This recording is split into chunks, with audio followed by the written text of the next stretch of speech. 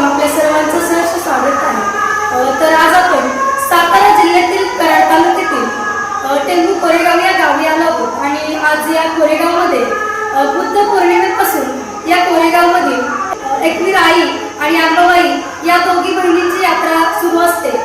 बुद्ध पौर्णिमेला ती यात्रा सुरू असताना 3 दिवस ती यात्रा राहते। तर बुद्ध पौर्णिमेनंतर एकवीर आईचा आणि अंबाबाईचा पालखी सोहळा होतो। त्यानंतर दुसऱ्या दिवशी छबिना होतो। ज्या दिवशी पालखी सोहळा असतो त्या दिवशी या मंदिरासमोरील सासन काठींचा सोहळा उत्सव हा आनंदामध्ये पार पडत असतो।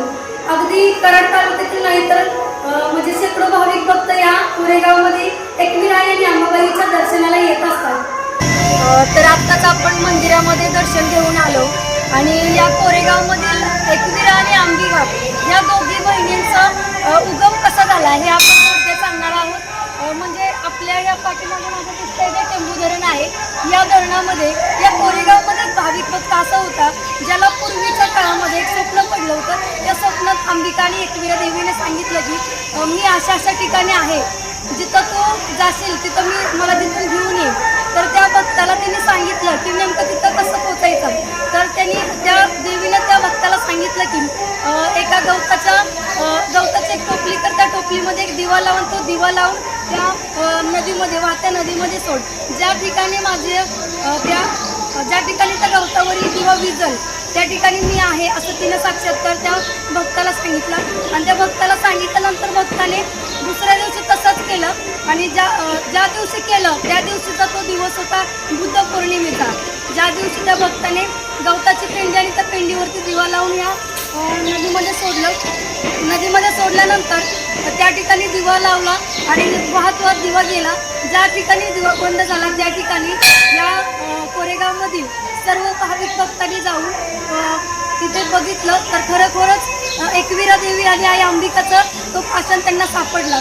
तो पाषाण त्यांना वर घेऊन येत असताना त्यांना तो पाषाण जड लागल्यामुळे तो पाषाण त्यांनी त्या नदीकिनारीच तो पाषाण ठेवला आणि याच ठिकाणी आई एकवीरा आणि आई अंबाबाईचं देवस्थान झालं आणि भाविक भक्तांची सुरुवात झाली। पूर्वी काळामध्ये एक छोटंसं मंदिर होतं तर ते मंदिर आता खूप मोठं असं या भाविक भक्तांनी केलेलं आहे। या अंबिका आणि एकवीरा देवीचा जो त्यांना साक्षात्कार झाला आहे, जेणेकरून म्हणजे पूर्वीच्या काळी जे घडत आलं, आपण म्हणतो श्रद्धा असते, अंधश्रद्धा असते, तर तसं काही नाही आहे। पण पूर्वीच्या इतिहासामध्ये असं रचित गेलेलं होतं की त्या देवीनं साक्षात्कार घडवून दिला त्या भक्ताला, त्यानंतर ती इथपर्यंत पोहोचली।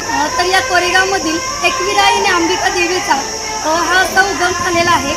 तर हा बुद्ध पौर्णिमेला पालखी सोहळा, त्यानंतर छबिना निघतो, सासनकाठ वगैरे असते इथे आणि हा पालखी सोहळा खरंच खूप आनंदाने साजरा केला जातो। येथील भाविक भक्त खरंच शेकडो भाविक भक्त येऊन हे या एकवीरा देवी आणि आई अंबाबाईची पूजा अर्चा करून ह्या देवीची यात्रा उत्सव मनवतात आणि हा उत्सव गेले 2 दिवस चालू आहे।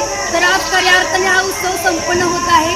धन्यवाद। अशाच ताज्या घडामोडी पाहण्यासाठी आत्ताच झुंजार न्यूज महाराष्ट्र या चॅनलला लाईक, शेअर आणि सबस्क्राईब करा।